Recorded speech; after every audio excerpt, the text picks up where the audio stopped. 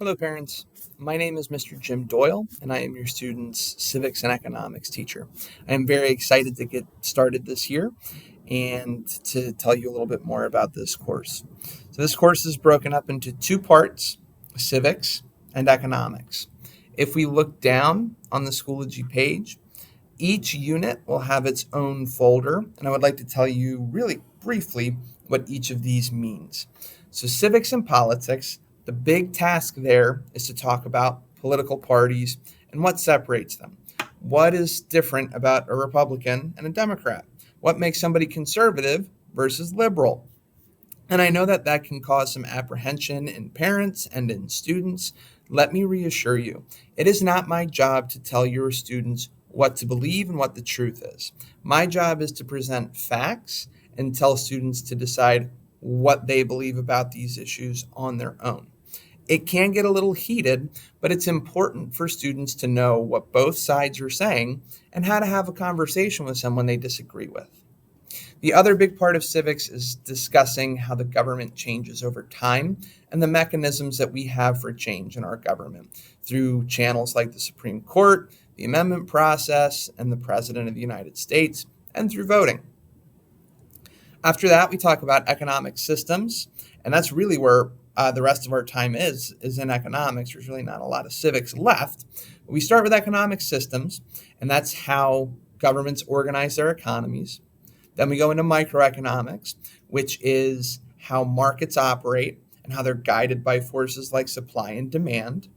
Then we talk about macroeconomics, which is how the economy as a whole operates and how we tell the difference between a strong economy and a weak economy.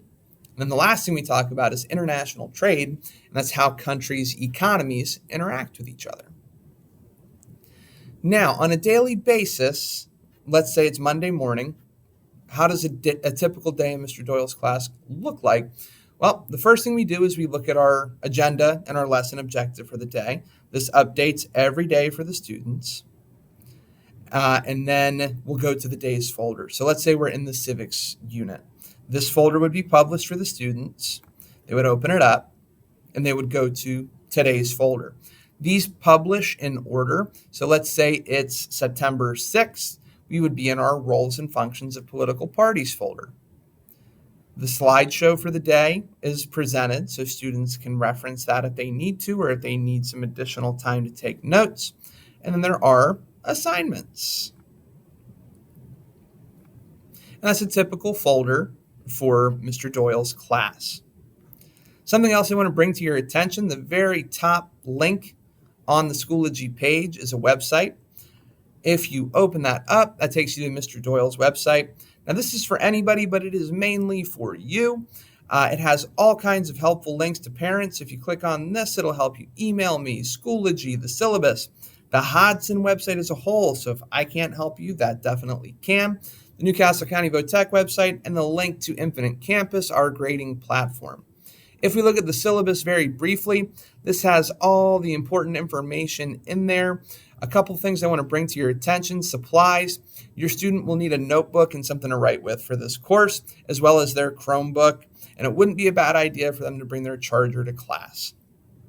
Some policies you may want to know about: I do accept late work up to 3 days. After 3 days, I don't take it anymore. And that is in step with our attendance policy. So if a student is absent, they get an extra day before those late points start kicking in. A couple other class policies.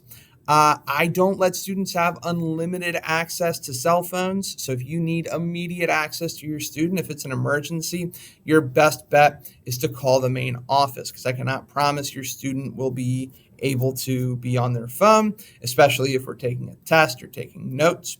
So just be aware of that. The other big thing, plagiarism is one of my big no-nos. So that's copy pasting, using somebody else's work, or using AI like ChatGPT. If I see that, it is an immediate zero. Okay, I believe our students are smarter than they give themselves credit for, and we need to be instilling a belief that they are smarter than that, and to be building that integrity in them to take responsibility for their own work. The only other thing on the syllabus that I would like to bring to your attention right now is my contact information. My email address is right here, james.doyle@nccvt.k12.de.us. And then there's this phone number right here that will get you immediately to me. The syllabus will live on the website all year, so you'll be able to see that. I'm also sending a copy home with your students, and I'll be asking for a sign off that you got it and that you understand it. And so that in a nutshell is the Schoology page, my course, my grading policies, all that stuff. If there's anything that wasn't very clear or you have questions, please, please, please, please email me. Okay, you have a right to know what's going on in here and to know what's going on with your students, and I want to be able to help you as best I can. So I hope you all have a wonderful school year. I look forward to hearing and meeting some of you, and I am especially excited and looking forward to meeting your students very soon.